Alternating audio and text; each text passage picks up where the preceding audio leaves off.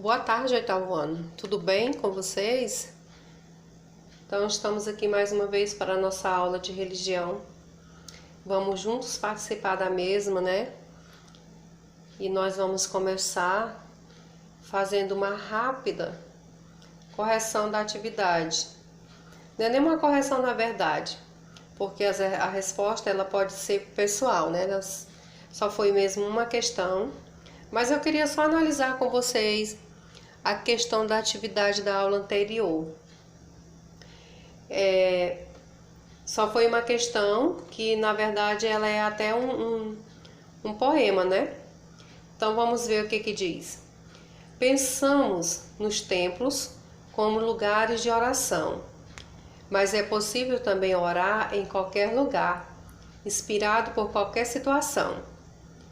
Então, veja o que diz aí a prece, né? O poema. O tijolo. O pedreiro deitava o tijolo na camada de cimento, manejando a par com segurança. Lançava-lhe por cima outra camada e, sem pedir-lhe opinião, punha por cima outro tijolo. As paredes cresciam a olhos vistos. A casa ia elevar-se, alta e sólida, para abrigar os homens. Tenho pensado, Senhor, nesse pobre tijolo, enterrado na noite adentro, ao pé da grande casa. Ninguém o vê, mas ele desempenha bem o seu papel e os outros precisam dele.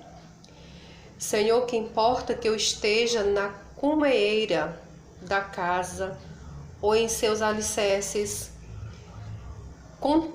contanto que seja fiel, bem no meu lugar na tua construção. Bem, o poema diz o quê?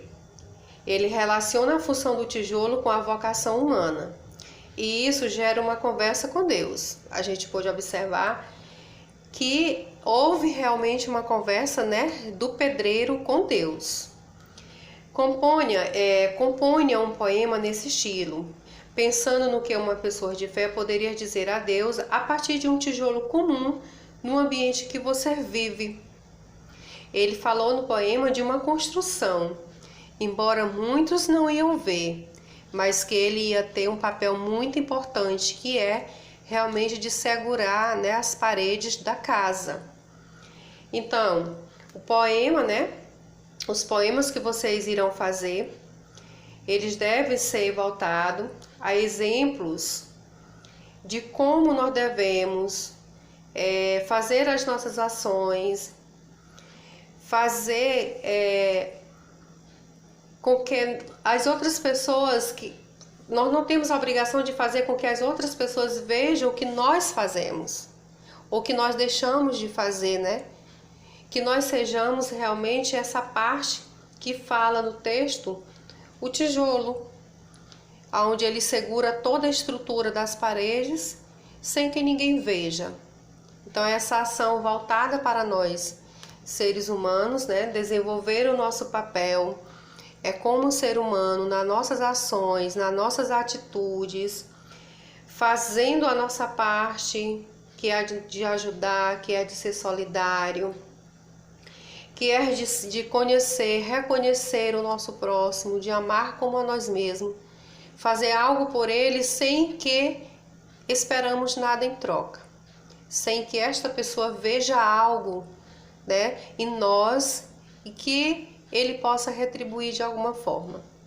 Que o bom mesmo é quando nós fazemos, quando nós ajudamos, quando nós somos útil, né, na vida de outras pessoas.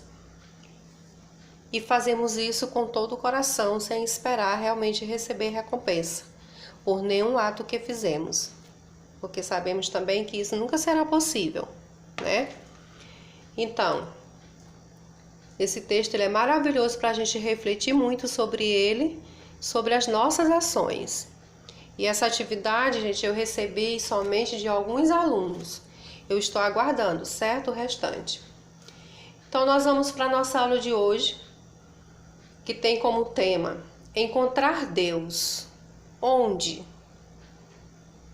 Bem, nós não temos uma receita pronta, né, de como encontrar Deus e onde encontrar Deus. Sabe por quê, meus queridos? Porque Ele está em todo e qualquer lugar.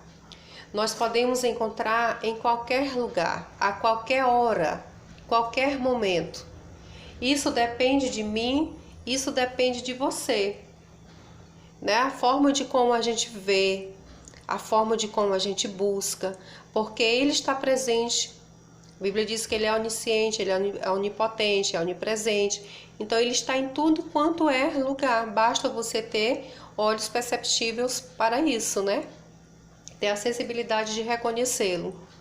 Na natureza nós podemos observar a sua exuberância. Ali Ele está presente, nós podemos encontrar Ele ali, que é algo divino, é algo maravilhoso, algo que nós sabemos que a mão do homem não é capaz de fazer com tanta perfeição. Então também é um momento onde você encontra.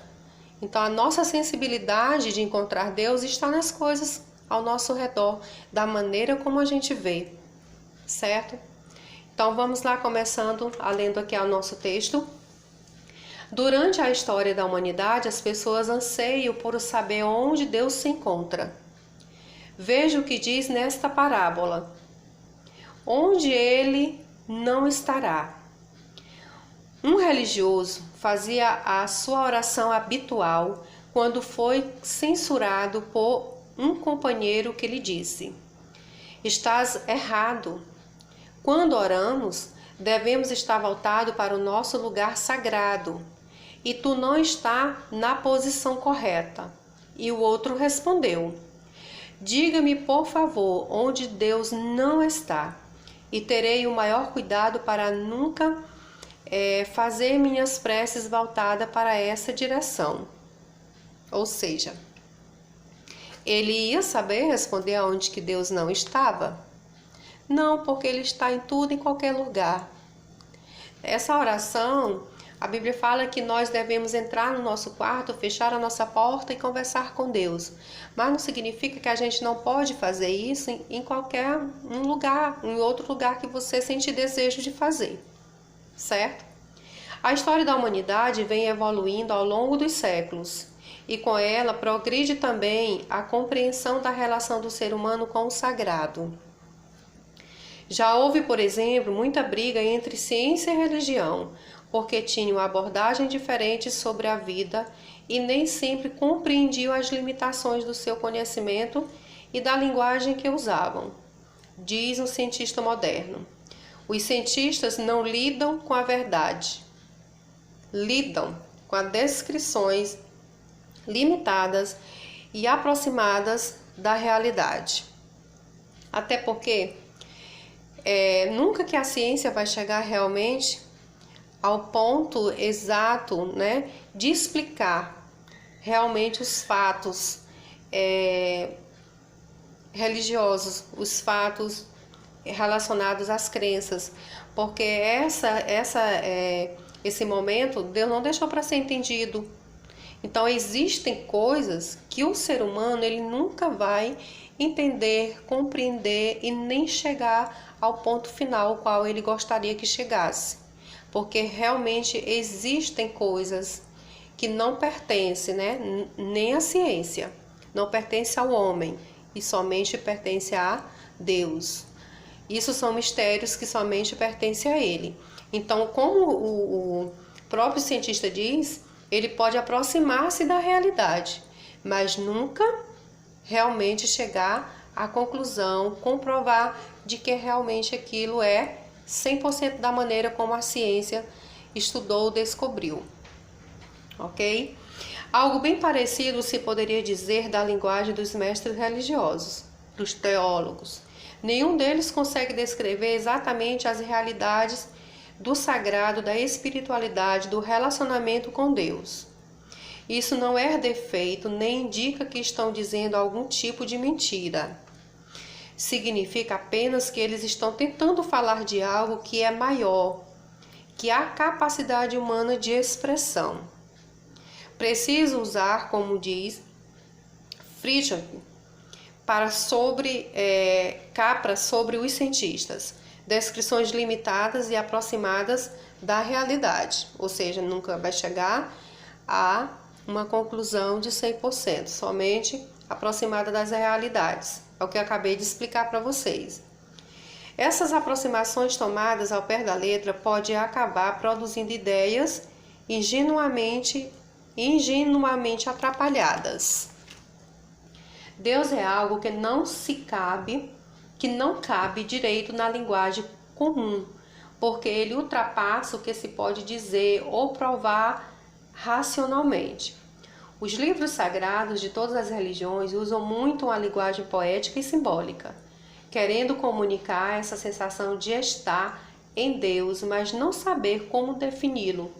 Então aparecem parábolas assim como, vamos ler a próxima parábola para a gente entender melhor. Um discípulo perguntou a seu mestre: onde posso encontrar Deus? O mestre respondeu com uma história. Um peixe está intensamente à procura do oceano. Ouviu falar nele. Disseram que é imenso. Ele perguntou a todos: onde fica esse oceano? Como posso ver toda a sua grandeza? Um dia, um peixe mais sábio lhe diz: você não precisa procurar o oceano. Você já está nele. Ele é isso, tudo que está à sua volta. Mas o outro, sem entender nada, responde: não, isso não pode ser o oceano, isso é só água. Então o mestre completou: nós todos, como esse peixe, estamos mergulhados em Deus, mas isso é algo que não percebemos plenamente. Por que será, né? Porque cada um tem a sua forma, cada um tem a sua maneira de encontrá-lo, cada um busca de uma maneira diferente. Então é por isso que essa parábola, essa poesia, elas são linguagens muito boas para falar de Deus e para a gente entender melhor. Por quê? Porque Deus não se encontra unicamente de uma forma, de uma única forma. Então, da forma que nós entendemos, da forma que nós procuramos, que nós sentimos, nós vamos encontrá-lo. Cada um vai fazer isso à sua maneira, no seu jeito de ser. Por ele estar em tudo, em qualquer lugar, nós também temos essa capacidade de entender, de compreender, de sentir dessa forma. Cada um vê ele diferente, cada um encontra de uma forma diferente. Então, são variadas crenças, pessoas com maneiras variadas de buscar, de entender. Nós não podemos dizer que essa ou aquela está certa ou errada, porque isso é de conformidade com cada pessoa. Cada ser humano vê isso diferente. O importante é que realmente Deus está em todas as formas e Ele vai entender a forma como você encontra e como você busca. É comum, por exemplo, falarmos de Deus como alguém que mora no céu. Que céu? É lá onde ficam as estrelas? Em inglês fica mais fácil porque ele tem duas palavras. Céu das estrelas é sky e céu de Deus é heaven. Ou seja, das duas maneiras, nós entendemos do Deus o qual nós estamos falando.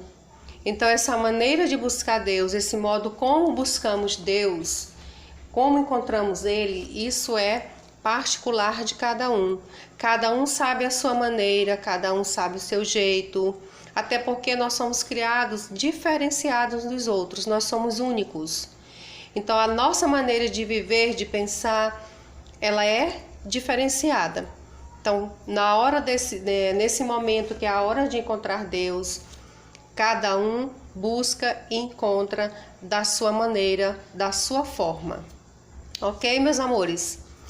Então, essa nossa aula ela vai ficar por aqui. Esse texto ele é um pouquinho extenso e nós vamos dividi-lo em 2 momentos, ok? Na próxima aula, nós vamos dar continuidade a esse assunto e por esse motivo de não ter concluído, não vamos ficar com a atividade dessa vez. Tudo bem? Até a nossa próxima aula.